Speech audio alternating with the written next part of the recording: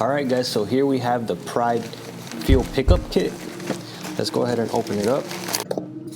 Nice. Gotta always have the free decals. Let's open up the box. Alright, so we got a fuel line clamped with a nice fuel sock.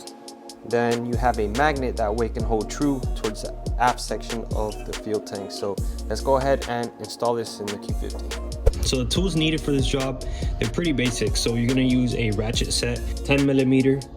You're gonna need an 8mm. If you don't have an 8mm, you can remove those screws with a Phillips screwdriver. Just be very careful, there's sealant within the screws itself, and you're gonna want to pick that out before going ham with this because you might strip it. You're obviously gonna need the fuel pickup kit, a light, that way you can see what you're doing. I have this magnetic tray to hold my hardware so I don't lose anything.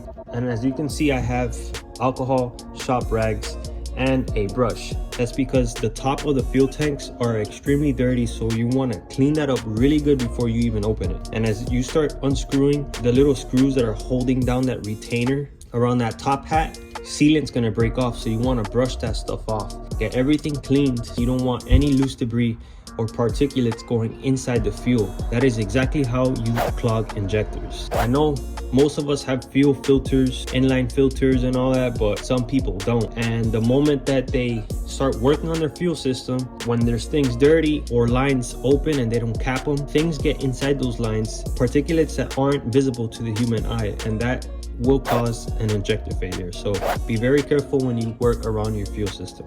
First things first, make sure that you are on empty. You need to have very low fuel. And another neat trick to do is lift up the driver's side just a little bit. That way the fuel can trickle over to the passenger side. All right, so now you're gonna have a tab underneath the driver's side and the passenger side over here that you're gonna pull forward. That way you can release this seat. All right, so now you're gonna use 10mm socket to remove those 4 nuts. So with this clip, all you have to do is push inboard of the tab. You see how dirty this is? It's things like this that blow out injectors. It clogs out injectors. So you wanna make sure that this is clean before you open up the fuel tank. All right, so now it is squeaky clean, man. So these are 8mm.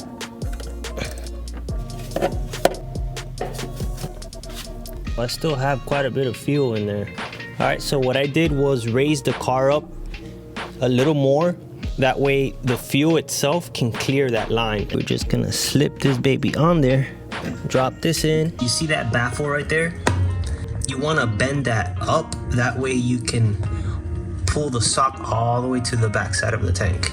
That is where it should be located. What I did was lift the car up from the back side. That way all the fuel goes all the way to the front so you don't get your hands dirty. But just be very careful. As you can see, I have blood all over the metal here. The ends of this sheet metal, they're very, very sharp, so be very careful. So push that back a little bit.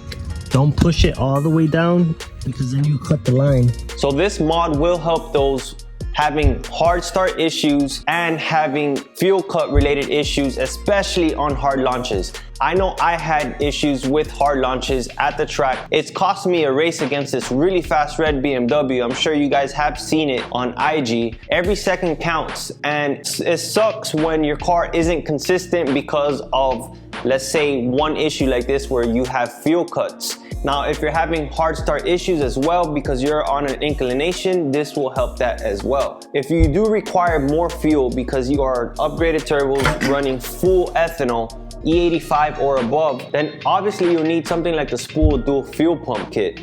That will supply you with all the fuel that you need. Now, if you are interested in knowing how to install that, make sure to hit this video here and keep it locked into my channel.